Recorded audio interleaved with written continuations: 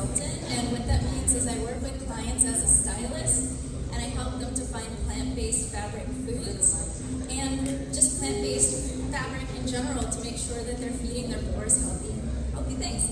And I also work with brands, and I help them to detox their clothes and sourcing on every single level of the supply chain. And today we're going to be talking about lots of different types of sustainable fashion. I also love crowd participation. So how many people have heard of yes! How many people have heard of sustainable fashion? Okay, come on. A little louder. How many people? Okay, hands up. How many people have heard of sustainable fashion? Oh, amazing. So there's some people that are going to learn a whole lot of crazy stuff. Okay. Well, I'm also going to share with you a lot of things are going to change after this week. How many people have heard of the UN COP conference? Okay, so right now, over at that conference, it's in Dubai, which is interesting because we were just talking about that. They just started a hashtag, which is fossil fuel fabric. So how many people know what polyester is made of? You want to shout it out? No? That's a good answer. It's made of petroleum. So the idea of getting people to know that polyester is made of petroleum as a byproduct of the oil industry, it's going to be something that's going to shift fashion from this point forward. I get excited because as a healthy fashion consultant, it opens up conversations where I get to talk about tree fabric, food fabric, and things like that. All right, so we have some really, really amazing panelists tonight, and most of them are here from New York. Is everybody here from New York? DC. And this is the first time we're meeting, so I am excited to get to pick their brains, and I am going to let them introduce themselves first. So we'll start right here. Hello. Hi, I'm Bridgett Artise. I'm author, designer, and owner of Born Again Vintage, founder of Sustainable Fashion Week US, and owner of House of BAB, Beefcake Style, one of the lines you guys are going to see tonight. Hi, I'm Tattersall. I'm the founder of Digital Fashion Week. Claire, that went way too quick. So I'm going to be speaking with my intro is going to be like 10 minutes long. My name is Tracy Greenan. I'm the founder of A.U.R.A, which is a digital fashion brand exclusive to gaming. We launched at Digital Fashion Week in New York, London, and Paris this year, and we have launched on Roblox. And I'm also the founder of Gamers Over Guns. So Gamers Over Guns is a digital fashion nonprofit that teaches at-risk teens how to design, build, and sell their own virtual wearables called skins in gaming on the Roblox platform. I'm also Senior Vice President at Republiqe. Republiqe is a UK-based digital fashion house. We work with luxury brands like A.U.R.A, Coach, and celebrities and A-list musicians to position them on virtual worlds like Fortnite and Roblox. I'm also the founder of A.U.R.A and Icarus, which is a phygital, which means digital and physical, jewelry and accessories brand. And A.U.R.A and Icarus this year has transformed to A.U.R.A to become 100% digital. Before that, I started in the fashion industry in the 1990s, working for Anne Klein and Laura Ashley in New York and Toronto. And then I moved to London, where I worked in fashion in Europe for 20 years. And then 4 years ago, I moved in New York, and that's where I'm based. Okay. Hi everybody, my name is Astrid Pilla, and I've been in this Web3 kind of digital fashion space, as we call it, since 2021. And previous to that, I was an entrepreneur building a medical dental practice. So from dental to this, you can too. And I'm founder of Meta Fashion House. What does that mean? I work with brands to help them, either fashion or beauty, to come and create immersive experiences. It could be an augmented reality experience. It could be, as we say, digital wearables. It could be in Roblox or in any other, as we say, metaverse or their own microverse. And I am also head of partnerships at Digital Fashion Week, so I do help bring in fashion tech companies to our beautiful show. I absolutely love doing that because I get to meet new startups, and we get to showcase these startups and help independent designers come in and learn about all the new things that they can do to empower themselves. So it's really great. And I am also co-founder of 3D Metadress, and 3D Metadress is co-founded with Sylvia Heisel. She's a longtime designer, an amazing designer that 3D prints couture. So what I'm wearing right now is 3D printed, and so you can come up to me after, completely, feel it, touch it. It's amazing. It feels like lace, and it's all 3D printed, recyclable, and made of recycled materials. So those are some of the things that I do. And yeah, enjoy the panel. Oh, I'm from DC. I don't know if I can do a question. Sure. Like, I don't know, that's valuable, I can do a question. Sure, go for it. Go for it. Okay, that surprised me a little bit, like the stuff you were saying right now about like she and her, like they design stuff, like clothes for metaverse and Roblox, stuff like that, right? Yes, like Fortnite, Roblox, Spatial, Decentraland, That blew my mind. I was like, the Sandbox. so how that exactly works? I don't know if I can ask you about it. How that exactly works? I mean, that was my third question, but we'll go right to it. So, do you guys Yeah, want to sorry. No, it's great. Can you repeat the question? How does it work? Like in terms of? I mean, okay, because it's like that's apart from the company. That's my question. First question. Like Fortnite, for example, is a company, right? Right. They have K games, and you design about closer stuff about that game, but you are like a different company. So, correct. So, for example, I am a consultant that has connections with digital designers that create on those platforms. So, for example, if I know it's a beauty brand, I'm going to go to the designer that I think is going to do great for that beauty brand. And I say, hey, listen, we have this beauty brand that wants to build, let's say, a whole world, or just for a week. It could be just for a week. That could be like a pop-up, experience. Whatever is best for them, and I kind of help them to decide what is best for their brand and their strategy. Well, let's also talk about why people want to be in these spaces. So let's talk about stats. You have, Roblox has 200 million monthly active users. You have Fortnite, 60 million daily active users. The reason why brands want to be in this space is because the audience is already built in. And this is a young audience. It helps them understand, it's a great introduction to understand who these brands are and to build on that. And what we do is, for example, we have celebrities that we work with at Republiqe, and we're building, they want to throw concerts in Roblox.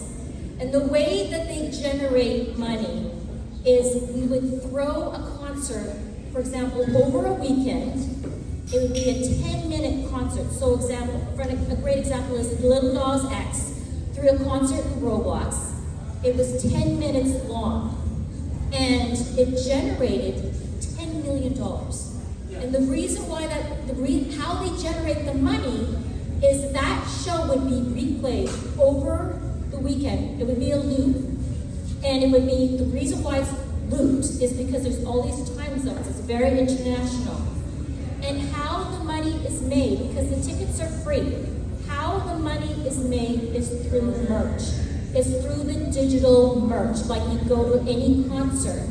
And these people that are buying the merch is generally young people, and the merch is cheap. It's not like the physical merch.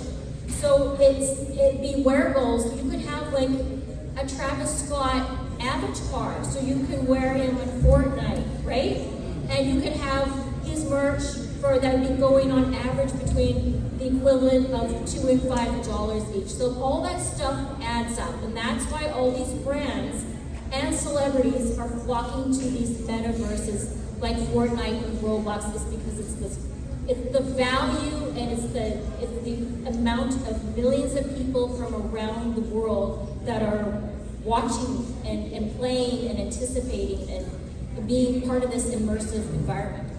And can I have another one? So and that is exactly it. The numbers speak for themselves on Roblox, but also we have companies now, working really hard to have wearables that are going to be working in all of these.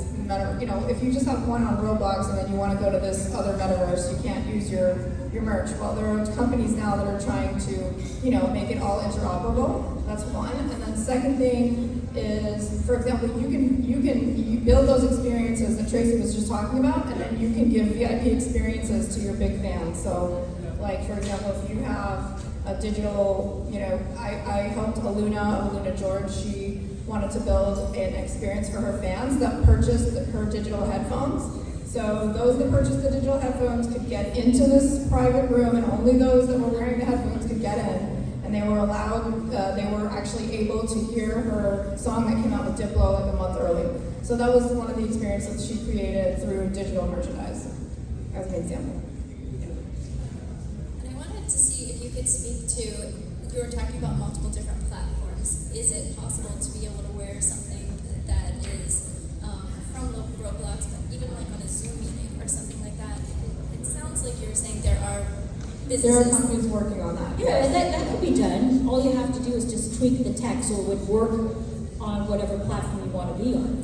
You'd have to start again. You can't just, because Roblox has a certain, it has to be imported into the Roblox studio.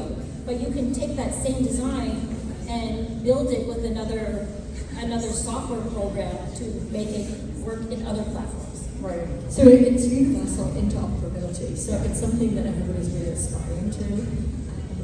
It's not there yet. It's not perfect yet.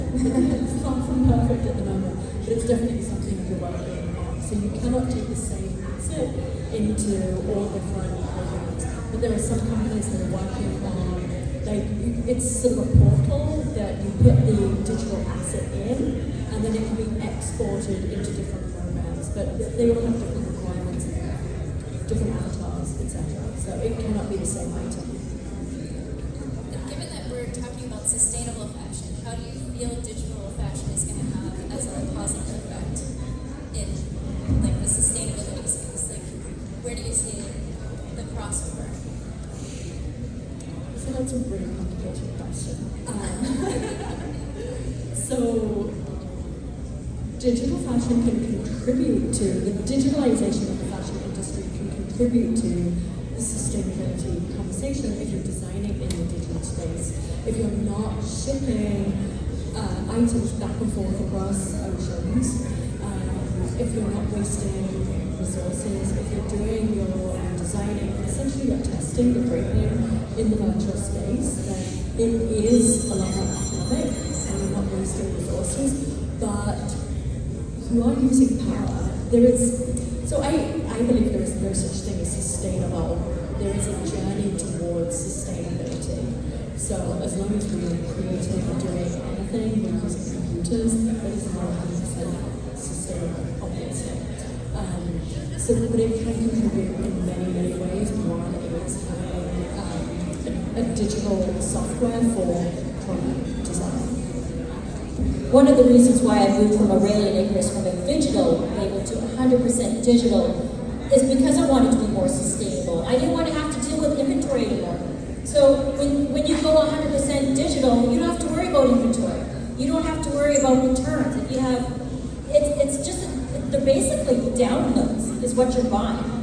And things fit a little bit, it's not perfect, but it fits when you're wearing digital fashion. It has a better fit than the product in the physical fashion. And things don't deteriorate or get lost or stolen. And then you don't have to worry about logistics. I remember when I was a designer 20 years ago, and there was a UPS strike, and I had my bolts of fabric coming through UPS, and I was having meltdowns. So you don't have to worry about those kind of like supply chain solutions, supply chain dramatics to deal with. It's a whole new industry it's not perfect, but it is definitely lighter on the planet. But it's also a layering system because we can't just wear digital No, why not? Let's try and see what happens. It's hard. I mean, for a traditional fashion brand to be able to have to go and, learn clothes 3D. I've been wanting to learn clothes 3D for like 2 years, and I still have not started, and I really want to, but I haven't found the time yet. So, for a traditional fashion designer that wants to become, let's say, more sustainable, yes, they could learn that clothes 3D and start designing, but you still kind of want to touch the fabric probably and, see it IRL. I mean, apart from being just going for if you put aside the whole sustainability, this is a new revenue stream for brands. So and it opens a whole new audience for brands. So audience that I've never thought about this possibility until 2 years ago. And it really has paid off for me because it just expanded my horizons and revenue streams that I'd never considered before. So I think all brands really need to, NFTs aside, you got to think about who this new audience is and what the possibilities are for a brand from a monetization point of view, from a business case point of view. So you can also effectively then, building on that, you can extend the life of your clothing with having physical clothing. So you can design in the virtual space. Obviously, that's going to be a lot more sustainable and economic.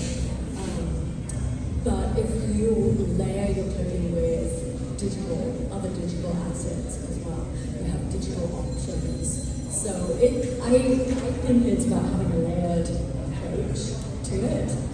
Different things in different places. It is a way of really extending into new markets as well, creating less and creating more in different ways. So yeah, it's a big conversation. It is. I'm going to go to the upcycling. I'm going to shift into the term upcycling. How many people know what upcycling is? Upcycling? You want to take this? Absolutely.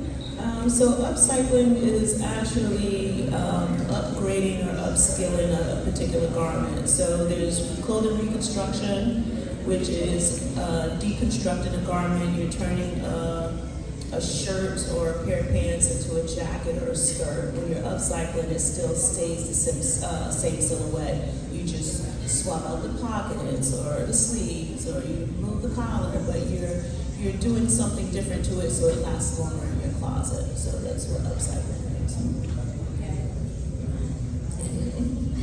Excuse me. I did a little upcycling is what you call it. Yeah. But I didn't leave the pattern. I just took the fur coats, and then sew them together and then talk about upcycling. That's upcycling. Taking, absolutely. And we get fur for free now. I just think, Bridgett, you're being very modest about this. She didn't just change the pockets or something like that. She takes items and she turns them into something new and very, very fabulous. I upcycle and I reconstruct. Right. So there are things that still stay the same silhouette, but I just zhuzhed it up. Zhush, I love the zhush. Yeah, you'll get to see the merge in the fashion show because she is being very modest right now. Yeah, can we know what her The pants are not upcycled. What? No, they're just regular see-through pants.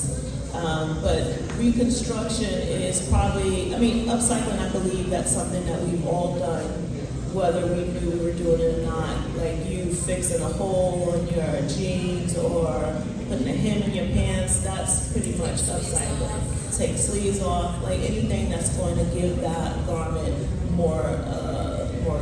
longer life cycle. Like I said, reconstruction is completely different where you're demolishing the piece and you're turning it into something else. And you guys will see that with the collection later. And I'll even mention one of the very first things that I did when I launched something called Eco Divas about 13 years ago. I went up to Sundance Film Festival. I got a big gigantic box of ugly sweaters. I got Italian tapestry, and I had people, celebrities, cutting out their initials and sewing them onto the sweaters. I had sewing machines up at Sundance. and it was amazing. I even have a friend that's 6'11", so he sewed that onto his sweater and wore it the entire rest of the week. So it's pretty amazing. Like, being able to watch a very large man sewing was magical. So I get really excited when we get to do like fun projects like that. And I'll share, I also currently work at Istituto Marangoni, which is the fashion school here. And we just wrapped up summer camp during the summer, and we had students from around the world that came in, and we got to teach them how to upcycle. And the fashion show, oh my gosh, I was so super impressed. They had 2 weeks to figure out how to chop something up and make it runway ready. And yeah, it's pretty cool to see students being able to take it on that are in high school and middle school. And what's so great about it is that it's unique, right? You can't see this stuff in stores. This is your own twist. Everything is one of a kind. You'll never find it again. And that's something I actually guarantee my customers at the store. And I'm just like, I know that's going to come back to haunt me one day. But yeah, everything is completely one of a kind.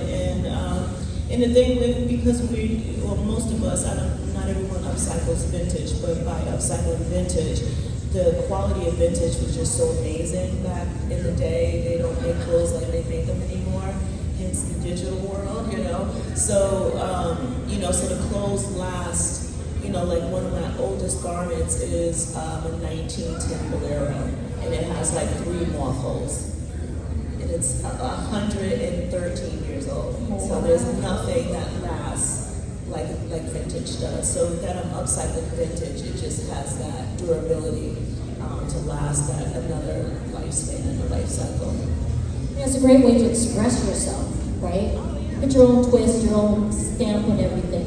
Well, that's what was, difficult for me in the beginning, because I assumed my customer was this young kid, cutie pie that would love my stuff, but my demographic is, 40s and up. It's because, we want to stand out, we want to look different, we're, comfortable in our skin, which you kind of have to be, where the younger crowd is, still very trend, and we're anti-trend in the sustainable world, at least I am. And so I was very surprised and a little hurt. I just thought of a question, actually, for you. I have a Burberry coat from my father who passed away in 2015. And I'm just thinking as you're talking, how do I preserve this coat and do something with it? Or should I even? Should I touch it? Should I not touch it? Like, should I don't know. What do you think? Yeah. What do you think? I mean, me and Rick have a great story. We were doing an event in New York years ago, and this lady's been driving around with her mom's fur coat in her trunk for years. Yeah. And she didn't know what to do with it, but she didn't want to get rid of it. Right. She comes into the event, she realizes what I do, and I turn it into the cutest crossover bag with the initials from the fur coat. So nice. I mean, so that would be a perfect example for something like that. Yeah, all right, we need to talk. And I can say, as a designer, I had somebody give me a Yohji Yamamoto shirt, and they're like, if you don't do anything with this, it's going to sit in my closet, so do something. And I was like, okay, got it. I want it to be worn, so yeah. All right, so I would love to go and have each one of you mention a value that is very personal to you and how you're able to creatively express it through the type of clothes that you're working on. Can I start? I was going to say, just because I'm thinking of 3D Meta Dresser now, that's a project that's really close to my heart. That started with, we're 2 female founders, we're older women, we're in our second kind of careers, and we want to give back to girls in schools, elementary schools, or even we want them to understand the technology, to learn the science, the tech, and the engineering behind it, even the Web3 terminology, all that kind of stuff. And that's really important to me. I've always coached my kids in robotics. I've always coached, I was academic boosters president of Thomas Jefferson High School for Science and Tech. Like, I'm very techie, and I think it's so important to know those things for kids to growing up. And so that's how I kind of integrated my personal mission, I guess, into this brand of 3D Meta Dress. So Sorry, I forgot the question again. What was it? What is the value that you have, and how do you creatively express it through the clothes that you wear? Well, there's a couple things. First of all, I created Gamers Over Guns to help to give kids of color an opportunity to learn about a cutting-edge industry. And so we were starting out in New York City, and we're busing in kids from the roughest areas of New York City to learn how to build and design and sell virtual robots. So there was a great article in Vogue Business about kids on robots in the marketplace that are making up to $90,000 a month. Everybody, look, I'm just talking here. They're making up to $90,000 a month on Roblox selling virtual skins in this marketplace. So it's just starting this program, and it's great having this opportunity to give these kids a chance to learn about something that resonates with them. Everybody loves gaming. So I'm talking to the school, and the school is saying, well, we're going to have to Roblox is blocked. We're going to have to unblock it. And I said, fabulous, let's do it. The kids are going to love it. And it's something that the kids are super excited about. Who wants to have their own business and learn about how to build this business and learn about financial literacy, because that's a component of it. And I invite everybody here that's listening, especially if you are a person of color, to contact me. Let's work together, because it doesn't matter where you live. We're doing a mentor session. Anybody here that is involved in gaming, in Web3, in fashion, the kids want to hear about you. They want to know what you're doing, because they want to look up to somebody that looks like them to learn about what the possibilities are in fashion, in the fashion industry. Sorry for interrupting you really quick. I know that you are really into about this metaverse stuff, right? In design, digital clothes, stuff like that. So I see you're really into that. I have a question, just really quick for the interrupt. I love your questions. Yeah, and what do you think about you are talking about Roblox? Roblox have an ecosystem, you know? It's not like crypto system. It's completely different. You know what I'm saying? Yeah, there's no NFTs, exactly. no Yeah, crypto. I know about, and just what you're saying. I know everything. I get into crypto and a lot of bunch of stuff. So I know it's completely different. You know, Roblox just a universe with own economy, completely apart, and crypto NFTs. What you're saying is completely different. So for example, sandbox, right? So what is gonna happen in general with all that stuff? What do you think is gonna happen with metaverse, sandbox? What is gonna happen with NFTs? What happened with OpenSea? What do you think is gonna happen with all that, the stuff on future in general? What is your vision about it? I mean, I think we're so, in an early, we keep saying we're early, but we kind of are still, where everything is kind of happening as we, are learning about it. I'm still learning about it. Yeah. So, for example, I would never say that I'm an expert in, metaverse, even though I've had a lot of experience in it. I would say also Unity and Unreal Engine are kind of more universal. So you can, if it's something that, you want your child to learn or something, I would say go with what's interesting to them, because whatever's interesting to them, they're going to, really want to try. And so whatever that may be, even if, let's say, Roblox in 5 years is, but I'm sure it will still be here, but what I'm saying is, if you get them interested in something, then they'll, hop to the next thing and say, okay, now I want to build over here. And then eventually, it'll all kind of be, hopefully interoperable. When that comes, you'll explode, a lot of stuff happens. You don't know what is going to happen in the future, but we are here now, we have Google, that's what you think, things. And I think one thing we know is we can't predict the future. If you look, everything is moving so fast at the moment. 2021 was the year of NFTs. NFTs are a dirty word now. that 2022, it was the year of the metaverse. Everyone's moving out of, what is the metaverse? The metaverse actually is, there's Sandbox, there's Decentraland, the rest of them are XR. In fact, they're not officially the metaverse. Then 2023 is the year of AI. Some things that there's fads, they come up, they go away. So what you have to look at is what is of value to you? So everybody, you've got to stay nimble, you've got to stay agile, you've got to keep on learning. That's very, very important. And being able to adopt new technologies, new concepts, new ideas, and adapt to them as well. But I don't think we're in a good position to predict. We can make some general assumptions. We can say, well, I think things like this are going to come back, like in the metaverse. I think education is going to find its place in the metaverse very much, or in XR, as opposed to the metaverse, really. But yes, I think we're going to be surprised with what's coming next. Yeah, no, I think like the technology is great. So let's hold audience questions for now. You'll have a chance at the end. But we just want to continue to move on with the conversation. Do you want me to repeat the question for you again? Okay. So what is the value that you have? How do you create the expressive for the type of fashion that you work on?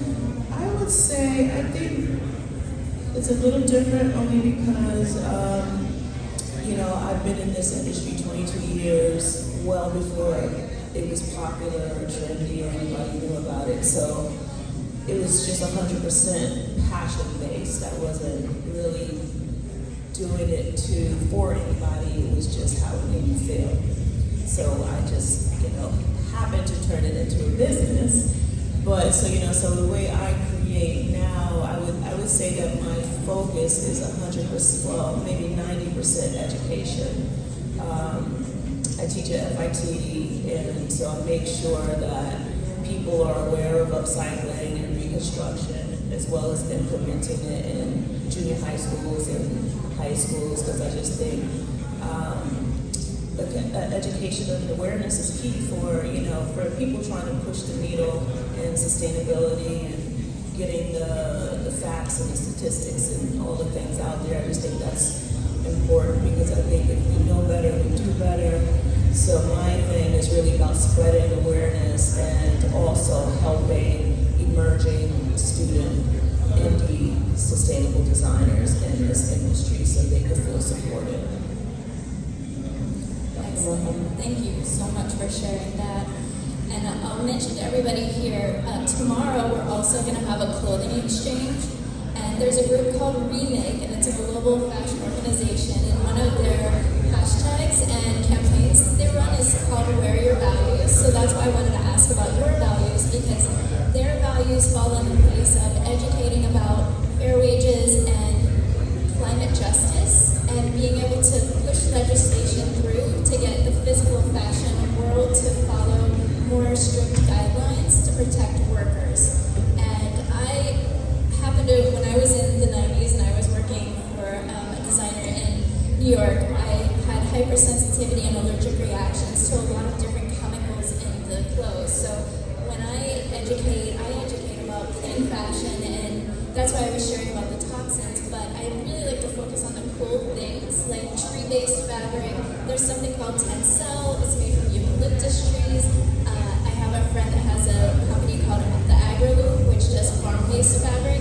And there's also a lot of new technologies that are coming about in the sourcing space. So it's really interesting because I feel like there's a lot of different lanes within the sustainable space, and everybody likes to play together. And I really do think that it's amazing because I feel like I want to have a conversation with you guys about what it would look like to even go so far as to get some of the digital sourcing for the things that people are making to go all the way to the soil and give them the opportunity to see where things come from. So I hope to inspire that. And then the very last thing, I guess fast shooting, what is just something that you really genuinely look forward to pushing forward in 2024? I can try that. So what do I actually really look forward to, we didn't talk about this yet, but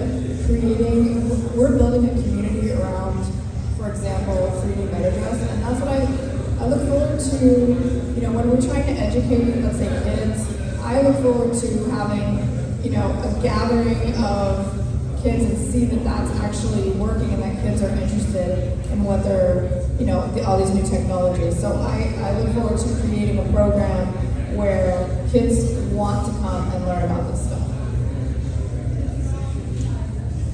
For me, I've turned into a gaming evangelist. I'm telling everybody about the beauty of Roblox and Fortnite. Hallelujah! There's a business opportunity here. So, yeah, that is one thing I just keep telling people about, the huge business case to be on this platform. And it doesn't have to be fashion.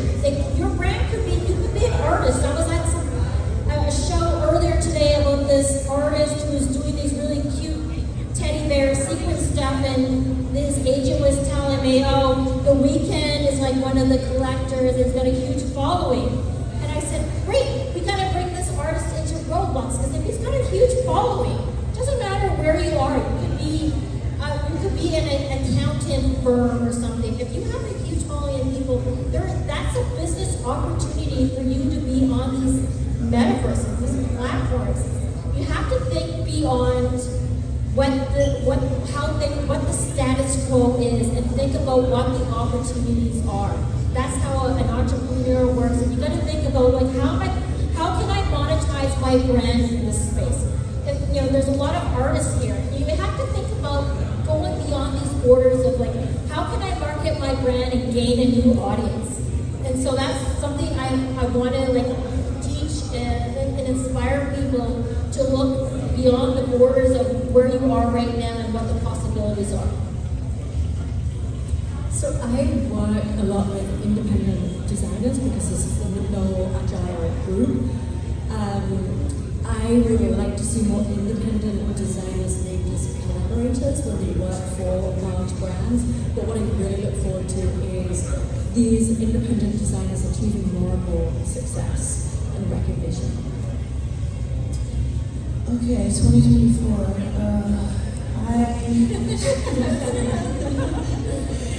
I think I'm excited about, my big thing is, like I said, spreading awareness and education. And so, as soon as the year kicks off, I'll be teaching my MIT class in Paris for the first time. So I'm excited about that. And so hopefully I can just get more universities internationally and globally and teach and start, spreading it outside of New York and, other places. Amazing. And I would like to thank Fearless Artists, Kiki, excellent, and everybody for coming here today and for participating. And if you have any questions, I always share with people, if I don't have the answer, I probably know somebody that does, and the fact that I just got to meet these gorgeous women, now I have this extra, I call it my external hard drive. So it all have new people that I get to share your resources with more people as well. So I get really excited about that. And again, thank you for coming here tonight. Have an amazing time during Art Basel and Art Week. And we have a fashion show that's coming up. And if you want to stick around, that would be great. And thank you guys. Hey, reach out to us on LinkedIn or on Instagram. So why don't you, for me, I'm Tracy, Greenan, T-R-A-C-Y, green as in the color green, and then A-N on LinkedIn. Let's explore synergies. Let's talk about possibilities. Reach out. Love to hear about you and what you do. Yeah, you can reach me at Bridgett, Artise. Bridgett is with 2 T's and no E. And then Artise is A-R-T-I-S-E on Instagram and all platforms. Digital Fashion Week, if I see on Instagram, Clare Tattersall, you'll have to look at the program to see how that's spelled. Oh, you do. Yeah, I'm on Instagram. It's NFT Creator Tours and Astrid Pilla on LinkedIn. So ASTRIDPILLA on LinkedIn. Check out the fashion shows coming up. And I forgot to say Global Fashion Exchange is also one of the people that is a part of this. And mine is TarynHipwell.com. spelled TARYNHIPWELL. All right, thank you. Thank you.